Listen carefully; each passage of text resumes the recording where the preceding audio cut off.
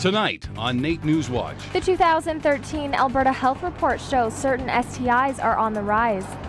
Institutions are starting to recognize that maybe some education about things like making sure you have a condom available. Monthly parking rates at a post-secondary school in the city is about to go up 70%. Ancillary business at universities is not funded in any way by the university or the provincial government. 4 brave firefighters camp out to raise money and awareness for muscular dystrophy. It's like a girl slumber party for 4 days, so. NewsWatch starts now. Good evening. Alberta Health has released the sexually transmitted infection report for the province. Doctors are looking at the rise in many STIs, specifically in northern Alberta and Edmonton, and are urging Albertans to practice safe sex habits. Our Lisa Berg has more on that story. Although some STIs have stayed flat or gone down, here in the city, both gonorrhea and chlamydia are a problem. Alberta Health is aiming to educate 15 to 35-year-olds of these dangers because they fall in the high-risk age range and therefore are more susceptible to infection. I don't recall ever learning anything about sexual health growing up. I remember learning probably the year after graduating about STIs and how you could get them and how you could avoid getting them. University student Abra Simcoe says that most of what she learned about STIs came from friends or the media. Although the discussion about the dangers of STIs has become more open after a syphilis outbreak in 2007, Dr. James Talbot, Chief Officer of Medical Health, says it's still not enough. For people in your age group, sometimes they're uncomfortable having that conversation with their partner. So rehearsing a little bit, talking with your friends about how they might have that conversation with their partners is a really good idea. The 2013 STI report showed that gonorrhea and HIV have gone up since 2010. Chlamydia saw a minor decrease and syphilis a major decrease. Chlamydia has the highest rate of infection, however, with 393 cases per 100,000 people and almost 16,000 cases in total. Post-secondary institutions as well as students can have an impact on the STI rates in the province.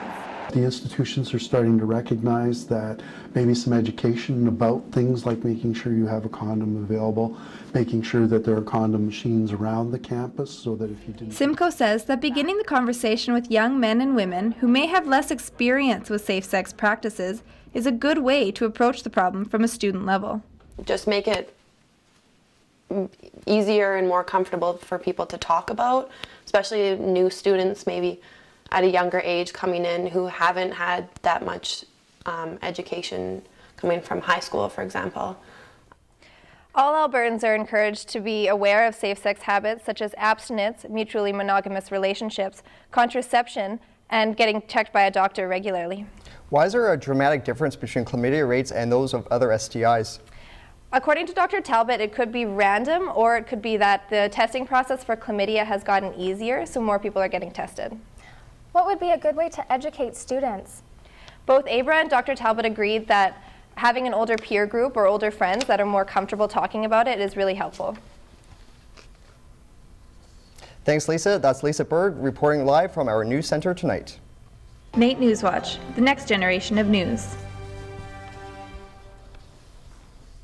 Parking pass holders at MacEwan University downtown are frustrated after learning that they will soon have to pay even more for parking.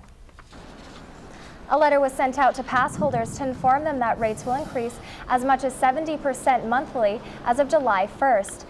University parking is not funded by the government, and after additional costs such as a new parking lot and maintenance, MacEwan University is no longer able to subsidize the cost of parking. We've also added other things. As a sustainable university, we have car share programs, we have bicycle lockers and storage, we have a car rental program for students. So we're doing everything that we can to find alternatives to just strictly driving and parking. Well, I think it's garbage, right? I mean, it's what, $120-ish right now. It goes up to $220 for a non-heated parkade. That's pretty expensive. That's like $1,400-1,500 a year. That's more than 2 classes. I was pretty choked because I live outside of the city, so busing isn't an option, and on top of the mandatory U-Pass that I can't use, now it's increased. With MacEwan's biggest parking hike to date, MacEwan students are now paying more than University of Alberta students. NAIT currently holds the lowest parking rates of $68 to $89 per month. Good says that the new prices will remain until the end of 2015. With the Alberta economy taking a hit, NAIT is seeing an increase in interest for their trades programs. 4 years ago, NAIT saw 2.4 applications per student admitted. This year it has jumped to 4.7. The reason for that is some of our programs are directly tied to holding a job at the same time, for example, programs in the trades. While the oil industry is laying off workers, this opens new doors for those affected, which has some turning to NAIT as a possible destination. Mostly the way the economy is right now. I've been in the oil field for the last 4 years, and there's definitely been some shifts there, as you can tell from news and whatnot, so always looking for something different. You can visit nait.ca for more information on programs offered. With Edmonton City Council deciding not to pursue the 2022 Commonwealth Games bid, the announcement will have little impact on current and future development plans for the recreation facilities across the city. As Commonwealth Stadium currently sits empty until the football season, the stadium was buzzing with excitement in the summer of 1978 when the games were last hosted the capital city. Despite pulling the bid, such development projects like the Coronation Recreation Centre are still moving ahead. So I don't think it'll have a huge impact. We were planning to build the Coronation Community Recreation Centre, and in that there's the indoor cycling track, which would have been used for the games. We planned a major renovation of the Kids and Sports Centre, and again, it's in alignment with what we need for Commonwealth Games, so we'll continue to pursue that. We'd started that before we'd even considered bidding on the games. The Coronation Recreation Centre is currently in the design phase. Oilers season ticket holders are getting a sneak peek of seating options and prices for Rogers Place, and while many are letting the team know their disapproval of the ticket hike, others feel it's a trade-off for the glitzy upgrade. While Rogers Place is quickly coming to life, a recent survey was sent out to current Oilers pass holders on possible features and amenities for the new arena.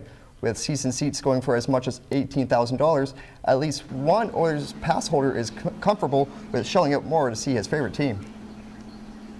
I wasn't shocked at the prices, and I've been to a lot of arenas around North America and various like NFL games, NHL, NBA, and for what we're going to be getting, I think the seats were reasonably priced. The Oilers will call Rogers Place home starting fall 2016. The Edmonton Police Service has incorporated some drones into its team. Since January 2014, the police had plans already in place to introduce the unmanned aerial vehicles for the Major Collision Investigation Unit. After receiving the approval from Transport Canada in June 2014 to operate the vehicle, the EPS has since used the vehicle in 15 major collisions around the city. The unmanned aerial vehicles require 2 officers to operate it and a special flight operations certificate issued by Transport Canada. So far, 3 officers from Traffic Unit are fully trained to use the vehicles. Some Leduc firefighters braved the cold this week for a good cause.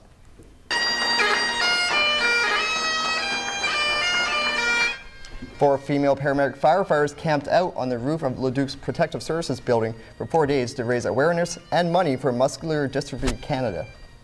This is something that the fire department is very passionate about, and so just being part of the fire department, rallying behind them, and helping for a good cause. Like I said, we all of us females are paramedics. We've worked with it. We see what it can do to people, to their family, and so it's nice to be able to give back.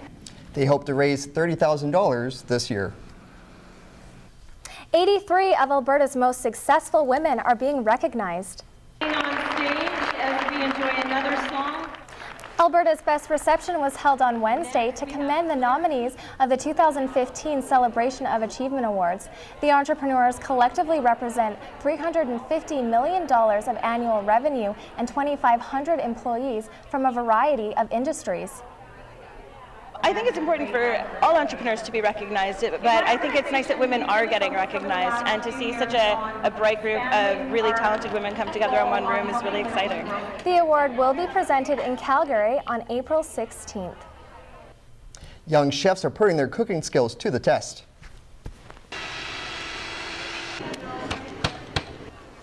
NAIT hosted the 8th annual High School Culinary Challenge. 16 local high schools chopped, sliced, and stirred in hopes of bringing home top honors.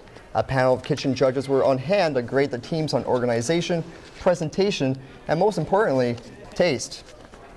NAIT chef Stanley Townsend is proud of the dedication and commitment that the students have shown. You can never predict what you're going to see on the plate, and every year the bar gets higher and higher, and you know, I'm just absolutely amazed and enthused with the talent and the aspirations that these young people show. It's really heartwarming. All contestants qualify for a chance to win one of 3 fully sponsored apprenticeships, partnering up with top chefs and restaurants in Edmonton. The results will be announced on March 9th. The largest Habitat for Humanity project in Canadian history is drawing a record number of volunteers.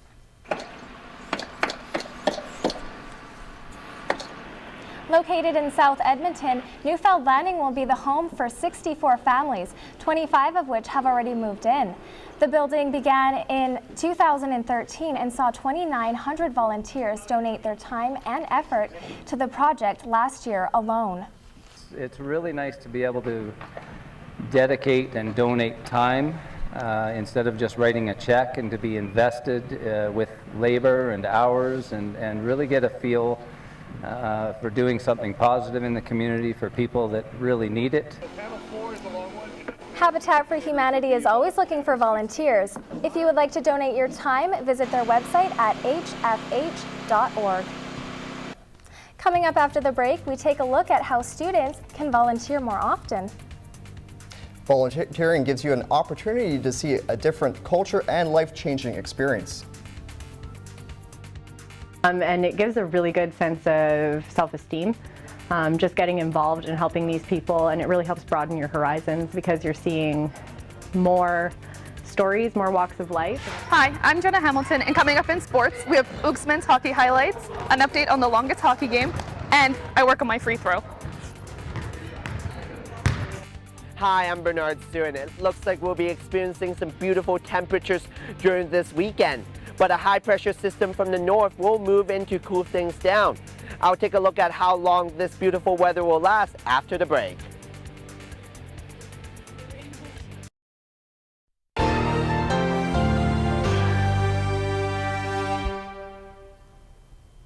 With the beautiful weather we were having, it feels like spring already. Our Bernard Soon is here to tell us on how long this warm weather is going to last.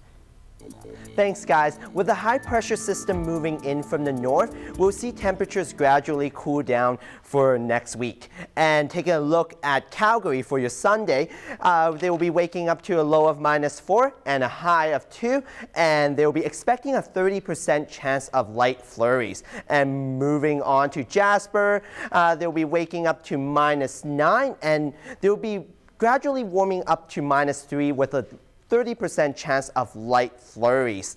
And looking at Fort McMurray, they are already experiencing the high pressure system, so they're only warming up to -10 with a 60% chance of flurries. And moving on to Edmonton, and we'll be waking up at -3 and we'll warm up to 0 with sunny skies. And our averages for this time of the year is -13 for low and -3 for high. And looking at our records, in 1936, that's a cold one at -42. And in 1916, the record high is 14 degrees. That's been a look at your weather, and happy Valentine's Day. NewsWatch Weather is brought to you by NR92, the station for the students. Every day, students take time out of their hectic schedules to volunteer. From going to their local food bank to traveling to countries in need, students experience new cultures and receive valuable experience for future careers. In this week's student body, Liam Johnson explains the value of lending a helping hand.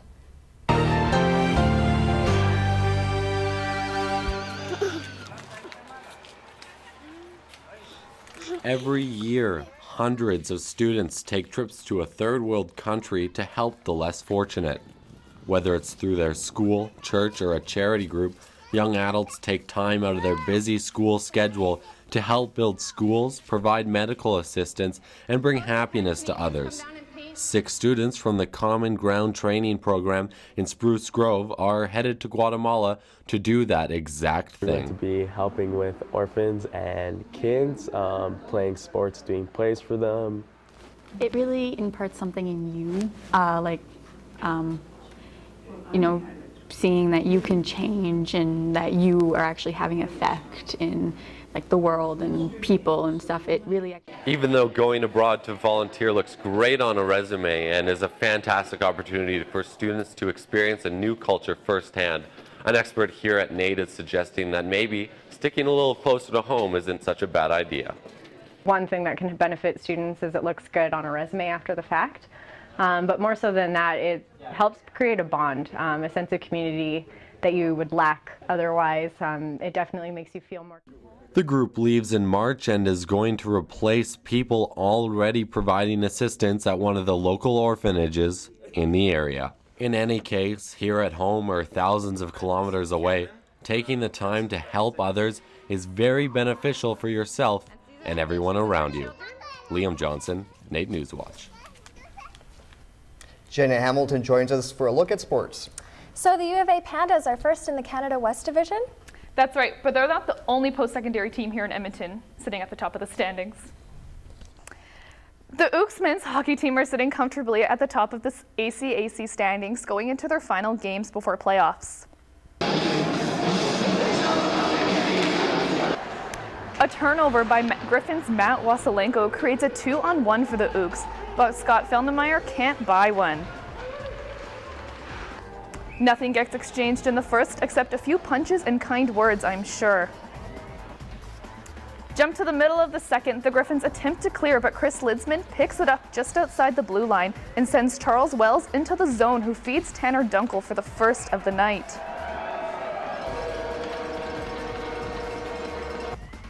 In the third, the Ooks have a man advantage. Sam Waterfield passes it to Mike Peluso, who fires it just wide, but Tyler Jaworski is there to knock it in. 2-0 Ooks.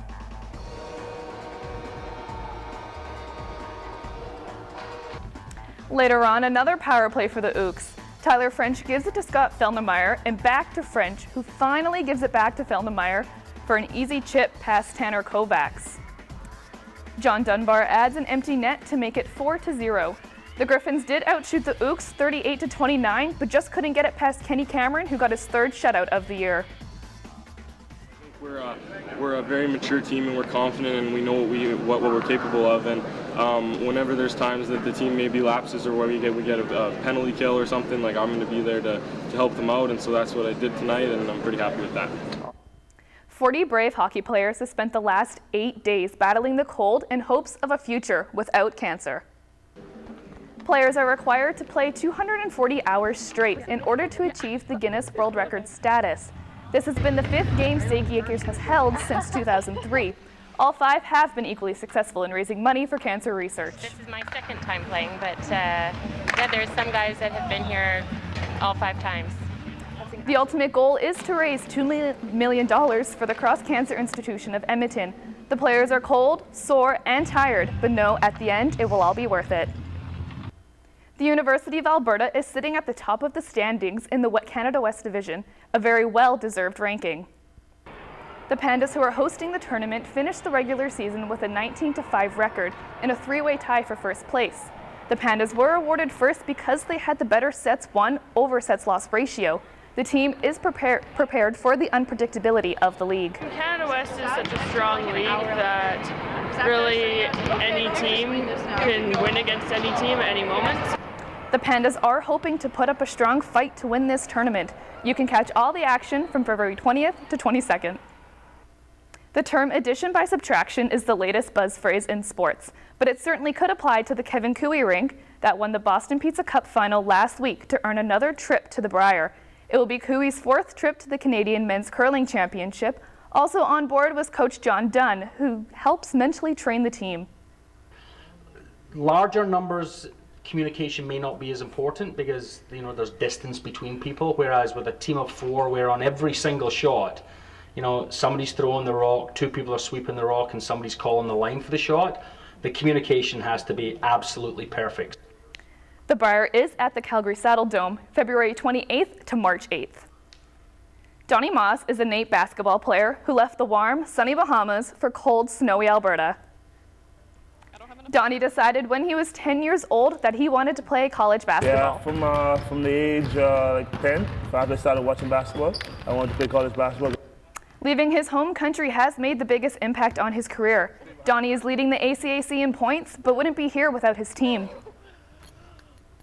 It's good. I have a good supporting cast. My team's really good. Without them, I wouldn't be leading the league. His main focus now is to win a championship for NAIT. With Donnie being the top scorer in the ACAC, I figured he would be the perfect coach to help me with my free throws.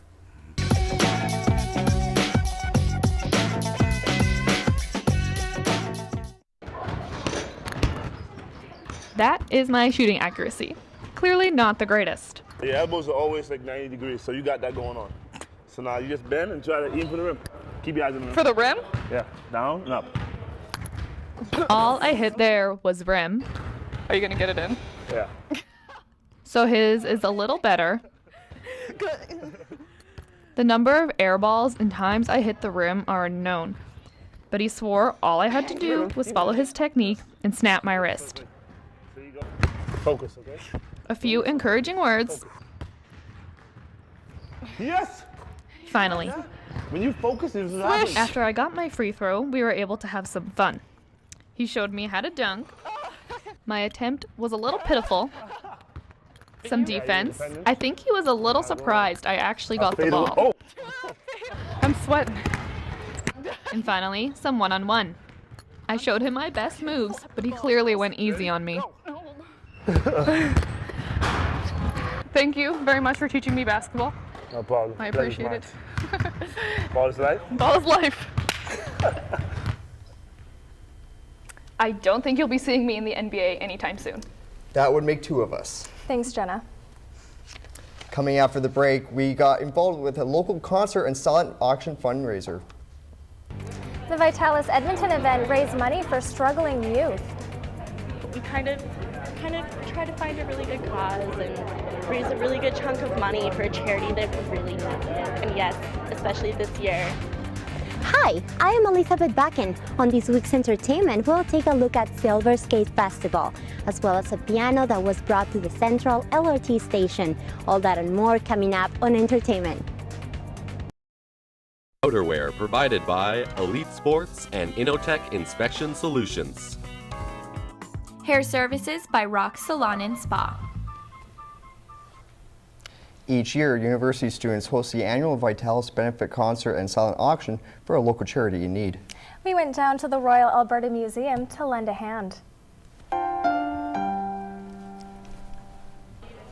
This year, the event raised money for Youth Empowerment Support Services, an organization geared towards mentoring struggling teens and providing them with a safe place to go. Kevin and I handed out raffle tickets to show support for the cause and even took a quick break at the photo booth. Dozens of local artists showcased their talent at the concert. They are helping the youth in the city that really need that help. Kids that can't go home at night need somewhere to go. The event raised almost $4,000 for Yes. Elizabeth Buchan joins us with entertainment now.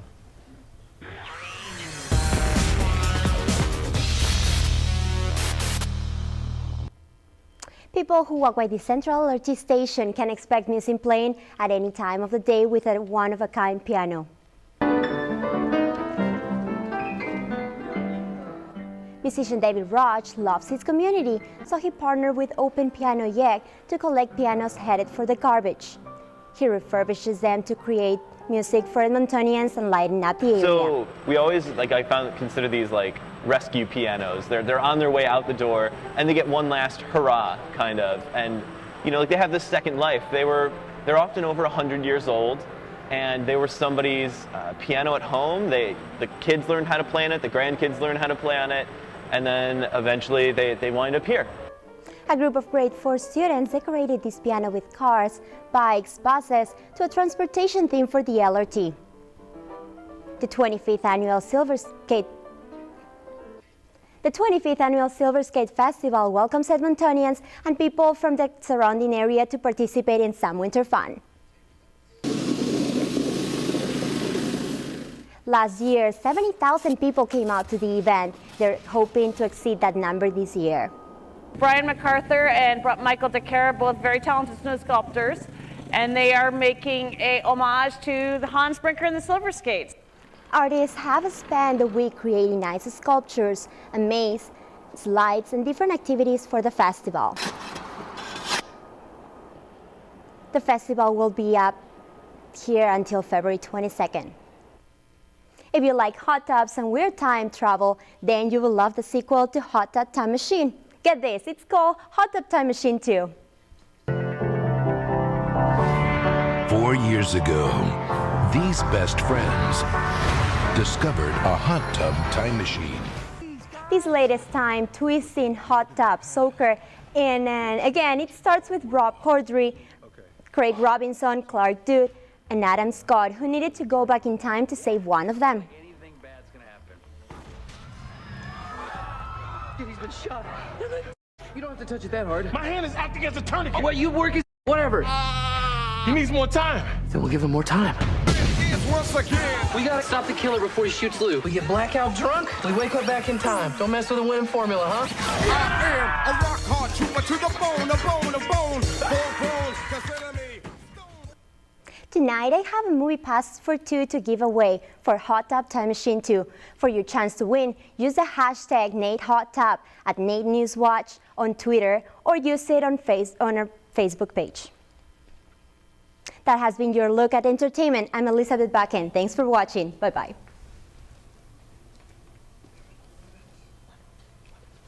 Thanks, Elizabeth, and happy Valentine's Day to everyone. Any special plans, Kevin?